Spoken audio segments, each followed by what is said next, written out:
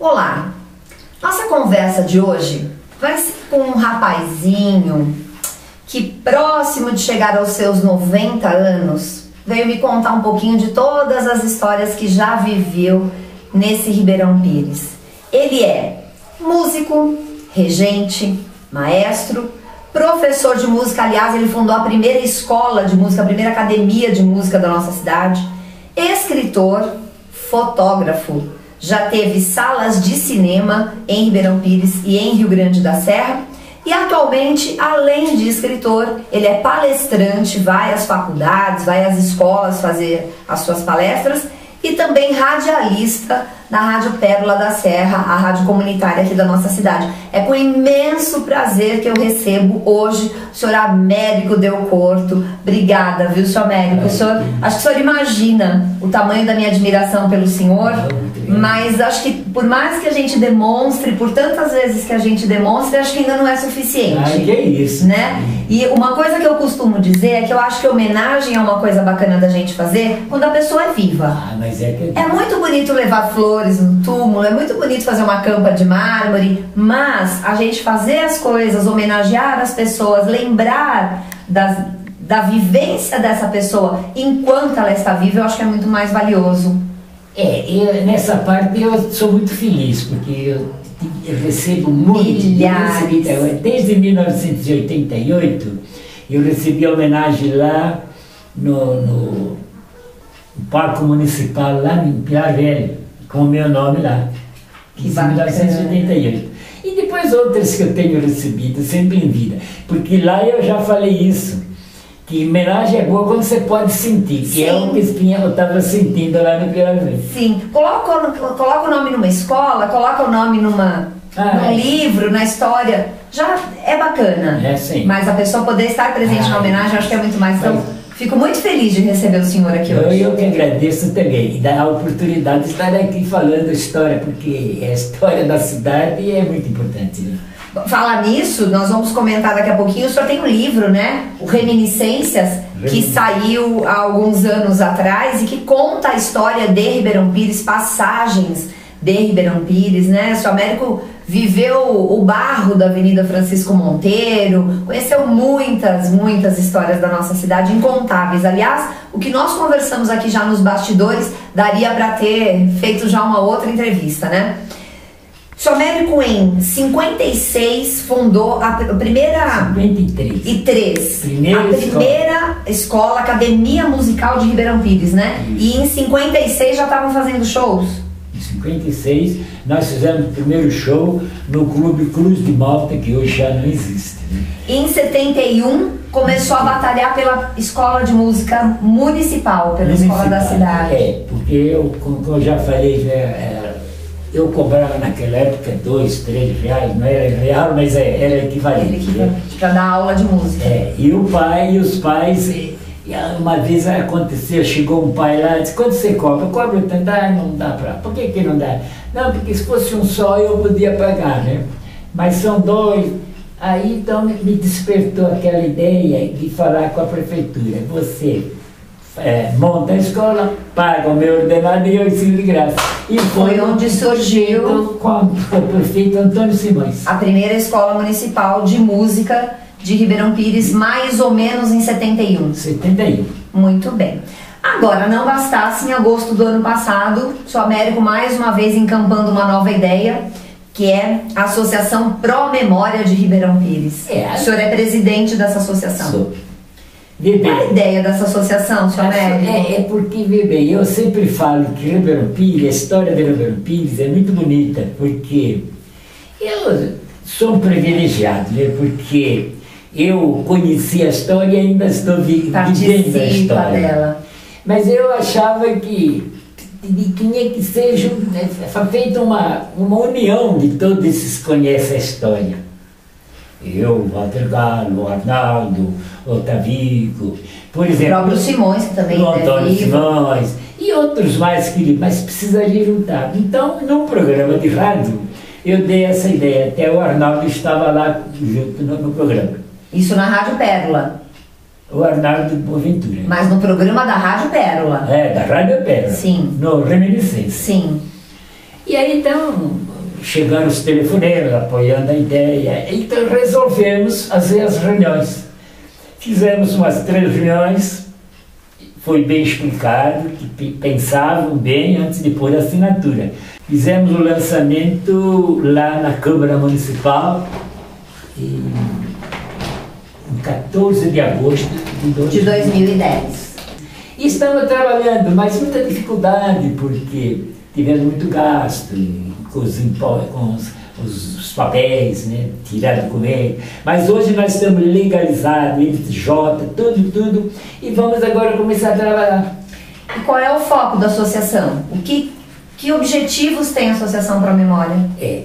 Vou ver bem, aí é uma questão mais de restaurar e conservar documentos, porque eu tenho muitos documentos antigos dos oleiros, porque sabe que os oleiros foram a economia de Ribeirão Pires, foram os oleiros, depois as pedreiras, mas os oleiros muito mais, e eu participei muito disso. Meu pai tinha olaria, eu depois também tomei conta, e muitos documentos que nós temos, e não só da olaria, de outros mais, mas os documentos estavam aqui, outro lá, e nós estamos querendo, que nós não temos ainda um lugar certo, por enquanto a sede está sendo lá na minha casa. Que é onde o senhor tem o seu museu particular. Eu tenho lá o meu acervo, Sim. Tem muita peça antiga lá, tenho recebido diversas também.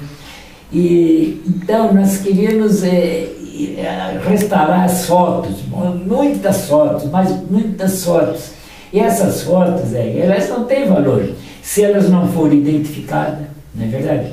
E além de identificar, teria que então reestruturar, fazer e isso tudo nós estamos trabalhando para isso. E documentos.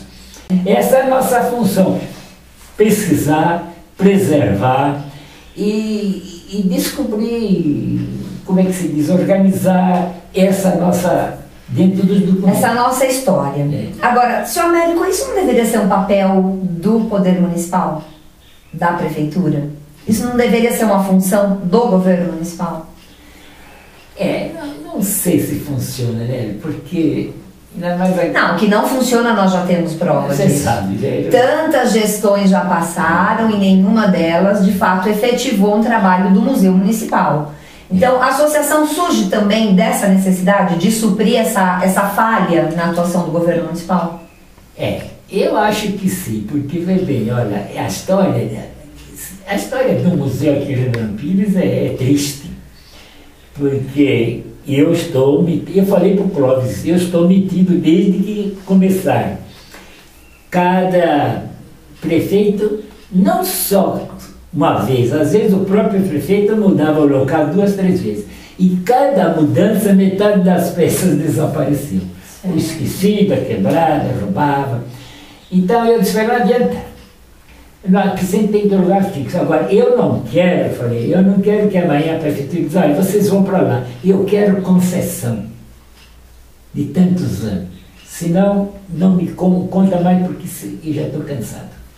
Então, existe uma falha do Poder Municipal com relação a isso e de gestões. Não é nem do atual prefeito, não é nem do atual governante. Não. Isso de anos e anos a frente. Já é muito tempo. Agora, existe também... uma falha com relação à população da cidade, que também não me parece se interessar muito sobre esse assunto, não é verdade? A população é o que eu falo sempre, se não tiver um guia, não vai. Alguém tem que puxar. Porque se a população também não se interessa, se a população também não se atrai por esse assunto, ela também não cobra. Mas se ela não cobra, não existe. Sabe o que acontece? Aí é uma questão um pouco delicada, porque a população, a maior parte, não conhece, não sabe o valor. Então precisa alguém informar. Eu gosto que venham lá em casa, a gente conversa, palestras. Eu tenho ido em muitas escolas para fazer palestras sobre o interesse, a importância da gente relembrar a história de Ribeirão Pires. E que o senhor faz parte dela ainda, né? Então é o que o senhor disse, é uma honra poder conhecer a história. Você vive, nós estamos em 2011.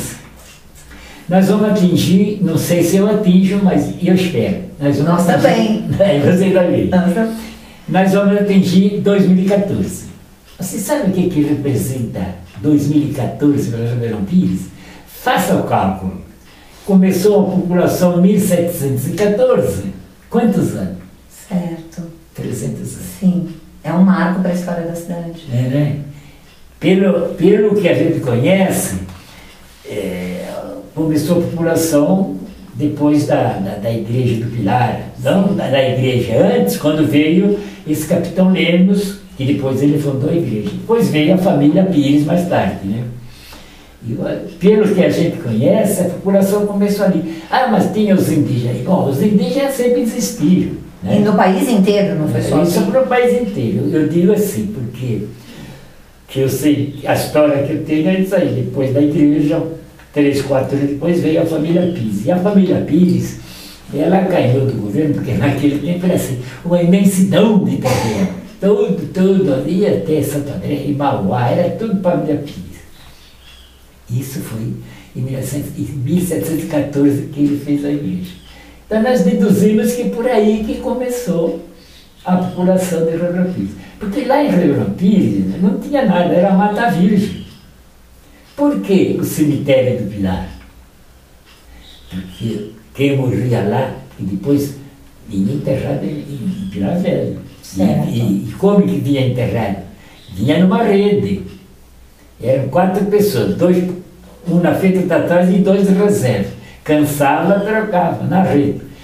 Isto eu falo para vocês porque uma pessoa que fazia esse trajeto é que me contou essa história. Certo. Agora saiu essa versão aí, que é cemitério indígena. Isso tudo, Lorena.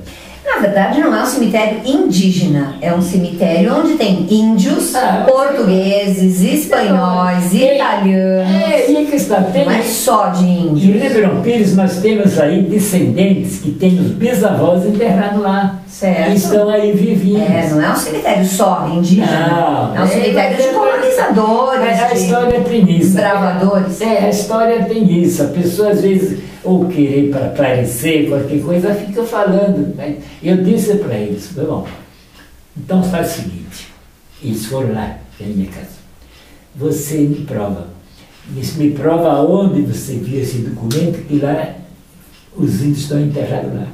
Até hoje não vi nada.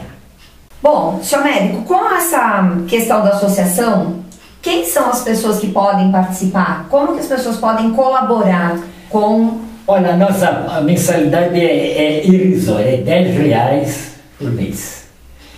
E é só procurar a associação, porque tem o nosso tesoureiro mora ali na Surtima. E fora a associação, as pessoas que queiram visitar o seu museu particular, elas ligam, elas fazem algum agendamento? O problema é que às vezes é bom ligar antes, porque nós saímos muito, né? Sim. Às vezes a pessoa vem e perde a viagem. Então liga e ela está lá, atende. Então fotos aqui. Muita gente visitando. Eu conheço lá, tem muito material, Você né? já esteve lá, né? Já, tem muito material, né? Eu tenho lá umas peças que acho que é mais que o Museu de Ribeirão Pires. Sim. E fora a garantia de que essas peças sobreviverão, né? Que infelizmente o Museu de Ribeirão a gente não tem essa certeza, né? Outra coisa, seu médico, conta pra mim rapidinho a história do hino de Ribeirão. Quando é que ele foi oficializado mesmo como hino de Ribeirão? Não, eu já falei para você aqui, vou repetir rápido. Primeiro eu fiz o hino da emancipação. Como nós ficamos emancipados, eu fiz da emancipação, que se pode ver. Que tem a letra no livro, Mas eu, quando vi as crianças cantarem, notei que não era próprio de criança. Então aí eu passei a escrever o hino de Ribeirão Pires, já falando de como é a cidade. Até outro dia tinha uns jornais aí dando umas frases, Ribeirão Pires, cidade serrana, aquela coisa toda. Né? Mas como eu tinha a banda, eu não pensava em hino. Eu levava os meus músicos nas escolas, o diretor punha no pátio, meus meninos cantavam, tocavam, depois cantavam, e se fez uma porção de escola. Então a música já estava sendo conhecida antes de ser oficializada. Antes, tanto que eu ponho lá, marcha hino em homenagem à minha cidade. Não pensava em hino. Mas depois tem um amigo meu, o ex-vereador Idair Ferreira dos Santos, que é o famoso Didi. Disse, nós vamos oficializar. E ele começou a lutar. Mas você não vai acreditar que ele, 2 gestões, não aceitaram votar. Certo. Até teve um vereador, que eu não vou falar o nome porque ele disse assim, mas por que cantar o hino de Ribeirão se as crianças não cantam nem o hino nacional? Você vê bem a mentalidade dessa pessoa. Quer dizer, porque não canta o hino nacional, não pode cantar outro. Se não canta o hino nacional, faça cantar. Sim. Não é verdade? Sim. Bom, mas foi na terceira, então, toda essa questão aí de que queriam que, para aprovar o hino, tinha que ter um concurso. E eu achava certo, então vocês façam o concurso. Mas não fizeram, não conseguiram fazer. Então, forçaram o prefeito. Então, você tem que fazer o prefeito jogar para a Câmara. Que na época era o Prisco. Valdírio Prisco. Ele jogava para a Câmara e jogava para o Valdir. O Valdir um dia pegou e mandou um emissário em nossos vizinhos, Mauá, Santo André, aquela. Qual o município que tem o hino assim, saído de um concurso? Tem o documento em casa lá. Ele disse, nenhum. Todos eles cantam uma música de um compositor local e que o Ribeirão Pires tem, que é de Américo do Cordo. Aí tiveram que oficializar. Não teve jeito. E o Reminiscência, seu Américo, onde o senhor conta o que viu e o que viveu em Ribeirão Pires? Esse livro aqui, ele não é propriamente a história, como foi, apareceu Ribeirão, como que se... Mas é o seu olhar. Mas é o seu olhar sobre como tudo isso aconteceu. Ah, sim, mas é como o povo vivia. Aí tem as brincadeiras, tem os feiticeiros que existiam, as curandeiras da época, como a gente vivia, né? E tudo que tinha na época. As festas juninas. Como eram as festas juninas, como eram as procissões. A Sexta-feira Santa, como tudo isso era vivido na cidade. O seu olhar sobre como tudo isso acontecia. Na cidade. E esse livro ainda, para quem quiser, ainda existe a possibilidade de aquisição, o senhor tem ainda exemplares? Olha, pode passar lá no Bazar do Majoto. E o Majoto tem lá para ver. Certo. Se não tem, na Nobel também tem. E só na minha casa. Tá certo. E tem outros livros esperando para sair do forno, seu Américo? Estou faltando, como é que se fala, parceiro para editar, né? Para editar. Escrever não é difícil, editar bastante. Escrever não é difícil para o senhor, né? Que brinca com as letras desde 4 anos de idade. Seu Américo, para mim é um prazer recebê-lo, uma honra ter o senhor aqui. Fico muito feliz, não é a primeira vez, né, que nós paramos para trocar conversas, né, e registrar esse momento para mim é muito importante, porque como o senhor disse, aquilo que não fica registrado se perde, né? Se perde. Então para mim é uma honra recebê-lo, o senhor que vem acompanhando da esposa da Dona Lina, que está com a gente aqui também, né, sempre uma honra também vê-los sempre juntos, ela sempre tão parceira em toda essa sua luta, sua história, né? E aí o senhor me perguntou assim, o que você está fazendo lá no seu novo estúdio? Eu falei para o senhor, estou fazendo aquilo em que eu acredito. E eu acredito que eu estou fazendo a minha parte. Eu sempre fiz aquilo e acreditava. Aquilo em que eu acredito. E aí achei muito interessante que folheando o livro do seu Américo, eu achei um texto que eu quero encerrar essa minha entrevista agradecendo o senhor por ter vindo, agradecendo por me dar essa oportunidade mais uma vez de estar com o senhor. E aí o seu Américo diz no livro, assim, lá no finalzinho ele diz assim, ele diz, por que escrevo? E eu vou tomar isso pra mim, por que eu faço esse trabalho de comunicação, né? Tomei pra mim, Hélio Munhoz.